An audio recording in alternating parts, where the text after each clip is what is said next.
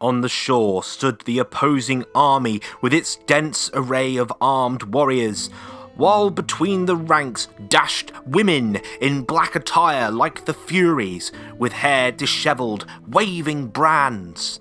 All around, the Druids, lifting up their hands to heaven and pouring forth dreadful imprecations, scared our soldiers by the unfamiliar sight, so that, if their limbs were paralysed, they stood motionless and exposed to wounds. Taken from Tacitus describing the Roman assault on Anglesey in Wales.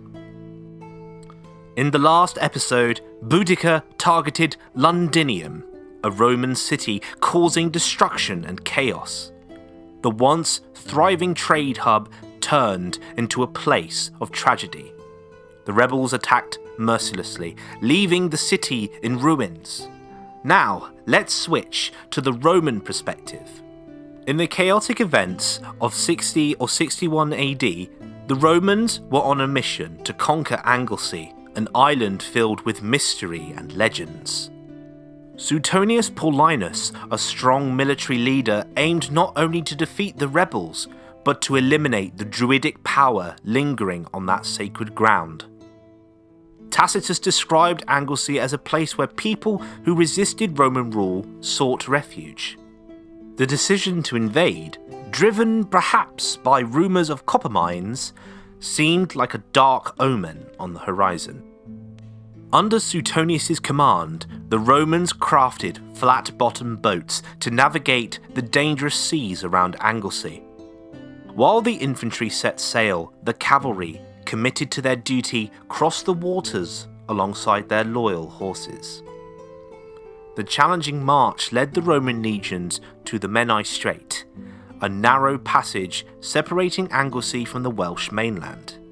The sea, though unpredictable, presented obstacles with tidal currents and narrow passages. The Romans had to navigate this perilous gateway, choosing crossing points strategically to balance safety and the unpredicted tides. As the Romans approached the misty Meni crossings, they speculated about locations like Bangor, with potential embarkation points at Lavan Sands. The sea crossing, though brief, required careful planning, aligning with the tidal rhythms. Another potential route was suggested in Llanedan, with gentle slopes and a ford at Porthamel, offering both challenges and ambush points. Upon finally arriving on the shores of Anglesey, the Romans faced a formidable assembly of warriors, druids, and women. The air vibrated with their fervent defence, the Romans standing exposed to the impending storm. Tacitus described a scene of dread as Druids raised their hands in invocation, chilling the Roman soldiers to their souls. Despite the unfamiliar spectacle, the Romans, resilient and undeterred, attacked, defeating the resistance and taking control of the land once shrouded in superstitions.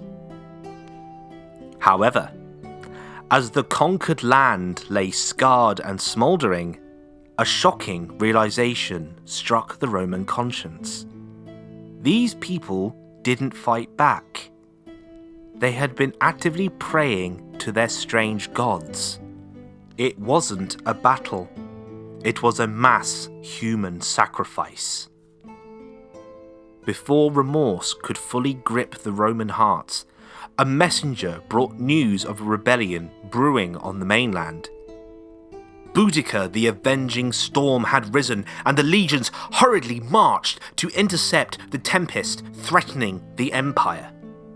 The land they thought they had conquered now pulsed with defiance, and the Romans, torn between regret and urgency, set forth to face their destiny in the shadow of rebellion.